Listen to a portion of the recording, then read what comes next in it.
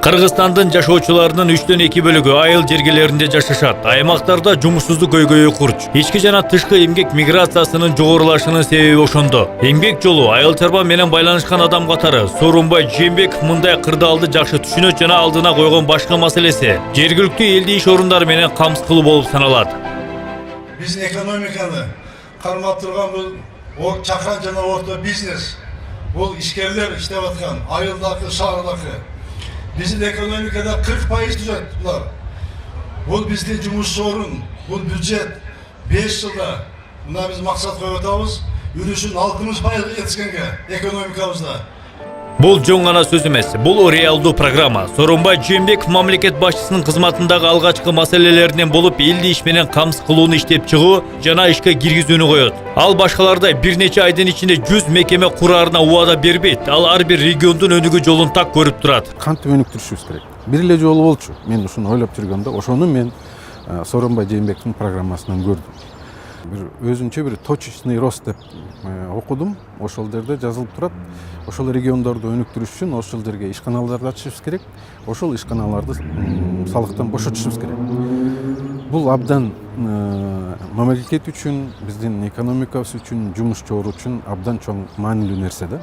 Лихпром ассоциациясынын президенти Асанов алардын көйгөйүн мамлекетчил Сооронбай Жээнбеков чечип берерине ишеним артат. Анткени ал премьер-министр болуп турган кезинде 2008 жылдан бери чечилбеген технополис куруу үчүн жер маселесин жарым жылдын ичинде чечкен. Мен Сооронбай Жээнбековду өндүрүштү түшүнгөн, бүт Кыргызстандын өрөөндөрүн кантип өнүктүрүүнү түшүнгөн адам катары билдим. Анткени мен түздөн түз киши менен иштештим. Биздин көйгөйлүү акыркы 4-5 жылдан бери болуп аткан маселени чечип берди. Өзүнүн жеке көзөмөлүн алып чечип берди. Жээнбековдун жеке көзөмөлү алдында технополиске 41 гектар жер бөлүнгөн. Учурда ТЭО иштелип жатат. Жазында болсо курулуш иштери башталат. Жатаканалар, бала бакчалар, мектептер жана башкалары салынат. Мунун бардыгы мамлекеттик казынадан бир да сом сарпталбай ишке ашып 10 миңден ашуун адам жумуш орду менен камсыздалат. Текстилдик өнөр жайынын өнүгүшүнө кошкон Жээнбековдун биринчи салымы жана жетишкендиги болуп эсептелет.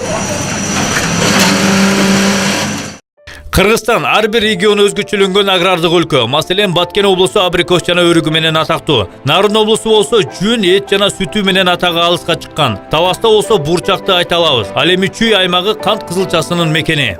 Фермер, дыйкан эч качан банкта очередте турбаш керек.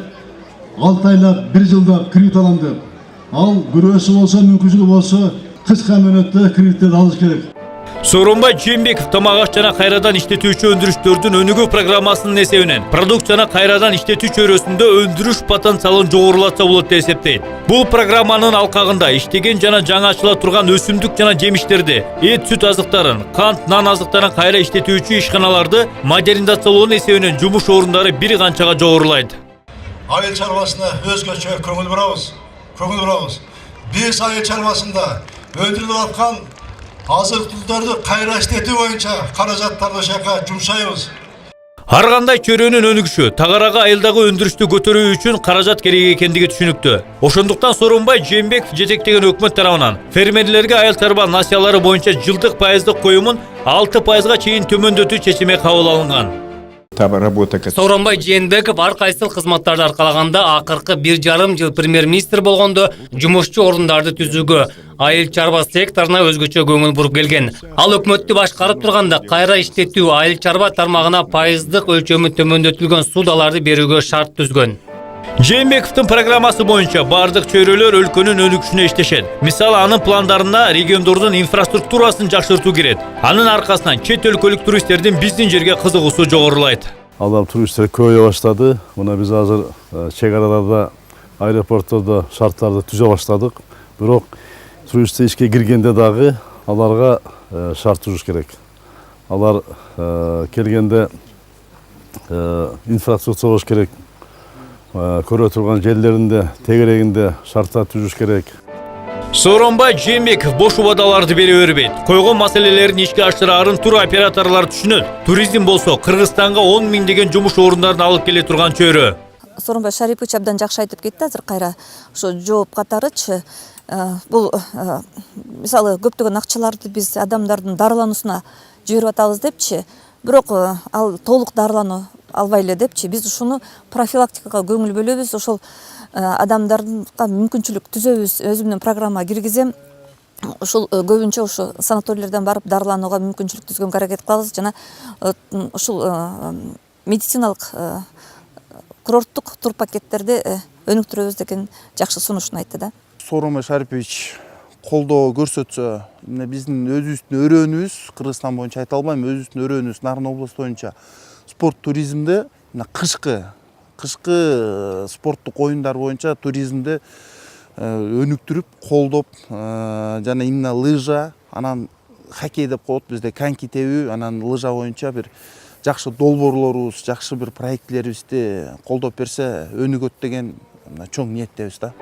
Сооронбай Жээнбеков 2040 стратегиясын ишке ашыруусун улантууну пландаштырууда. Анын аркасынан 650 калктуу конушта суу өткөргүч объектилери салынып, оңдолуп жана ишке берилет. Бул максатка керектелүүчү 30 миллиард сомдун 19 миллиарды учурда табылды. Таза суу боюнча программа кабыл алды. Мына таза сууга токтолуп кетейин. Таза суу боюнча мен айтып атам, жердин астында да үстүндө дагы сууларыбыз бар, мөңгүлөрүбүз бар. Ошол мезгилде 45% айылдарыбыз таза суу менен камсыз болгон. Бул уят деп атам. Бундай болбош керек. Кандай жол менен болсо дагы биз кыска мөөнөттө жалпы элибизди таза суу менен камсыз кылышыбыз керек. Мындан тышкары ирригация боюнча программа иштейт. Анын ишке ашыруу үчүн 1 миллиард долларга жакын каражат бөлүнөт. 10 жылдын ичинде 46 суу чарба объектисинин куруу жана 70 000 гектар жерлерди суу менен камсыз кылуу пландаштырылган. Аны менен бирге региондордо жумуш орундары бир кыйла көбөйөт. Мына бизде эмне үчүн айыл жеринен кетип атышат көп. Шаарларга, Россияга, Казакстанга. Эмне үчүн дегенде ал жерде жер жетишпегенден кетип атат көп жерде. Ошол мезгилде бизде дың жерлер көп. Ошол жерлерди өздөштүрүш боюнча программа кабыл алдык. 243 000 адам иш менен камсыз болот 10 жылдын ичинде. Биз ошо менен ички дагы сырткы миграцияны ушу менен азайтабыз. Сооронбай Жээнбеков ага карата кайрылган ар бир маселени көңүл сыртында калтырбайт. Муну ар бир аны менен жолуккан адам тастыктай алат. Азыр дагы шайлоочулар менен жолуккан сайын адамдардын айткан көйгөйлөрүнүн негизинде Сооронбай Жээнбековдун программасы дагы деле түзүлүп жатат. Сооронбай Шарипович Жээнбековдун программасы бул абдан реалдуу программа да. Эң биринчиден бул карапайым элге ошонун жашоо турмушун жакшыртуу программа болуп эсептелет. Эң биринчиден абдан чоң көңүл бул айыл чарбага берилип атат. Премьер-министр болуп иштеп атканда тынбай ошо бүткүл Кыргызстандын аймактарын кыдырып, мына ошонун бүт баарын таанып чыкты да. Жетектөө боюнча чоң тажрыйба топтогон Сооронбай Жээнбеков бир чөйрөнү экинчи чөйрөдөн бөлбөй туруп, бардыгына комплекстүү мамиле кылганга көнгөн. Ар бир өсүү чекити, калгандарын артынан сөз жок тартып келерин ал жакшы билет. Ошондуктан ал геологиялык чалгындуу жана экологияда болгон перспективдүү чөйрөлөргө карата жумшоону пландаштырат. Экономиканын өзүнүн мыйзамдары бар. Ошол мыйзамдарды бул киши билет. Азыркы келе жаткан мисалы үчүн 4-5 жылдын ичинде айыл чарба маселесин чечип койсок, ал өзүнөн өзү кете бере тургандай жетишип калгандан кийин ашыкча капитал ошол жерде ашып бараткан капитал анан кийин кайра иштетүү тармагын өтө баштайт да өзүнөн өзү. Кыргызстандын уникалдуулугу элинин маданиятынын өзгөчөлүгүндө, табигатынын кооздугунда. Сооронбай Жээнбеков аны түшүнгөндүгү үчүн анын тандоосу жашыл экономика. Менин урматтуу агайымдар программам көбү мына кагазды эксперт жазат. Мага дагы жазышты. Менде дагы бар. Ошондой жазылган, эксперт жазган программа бар. Бирок мен өзүмдүн программам бар. Бул турмуштан алынган. Элдин арасында жүрүп, тепкичтерди басып өтүп, араңарда жүрүп алган программа. Ал программа менин жүрөгүм менен мына башымда урматтуу агайын туугандар. Жүрөгүм менен башымда. Жыйынтыгында ар бир айылдагы райондордун спецификалык өзгөчөлүктөрү региондордун жана калктын бакубат жашоосунун деңгээлин жогорулатууга, логистикасын өрчүтүүгө, корпоративдерди түзүүгө, райондун инфраструктурасын жакшыртууга мүмкүндүк берерин Сооронбай Жээнбеков терең ишенет. Мунун бардыгы калк жумуш орундары менен камсыз болгондо чечилет, өзгөчө жаштарды жана миграциянын деңгээлин азайтат. Сооронбай Жээнбеков 9-номер. Өлкөдөн кымбат дөөлөт жок.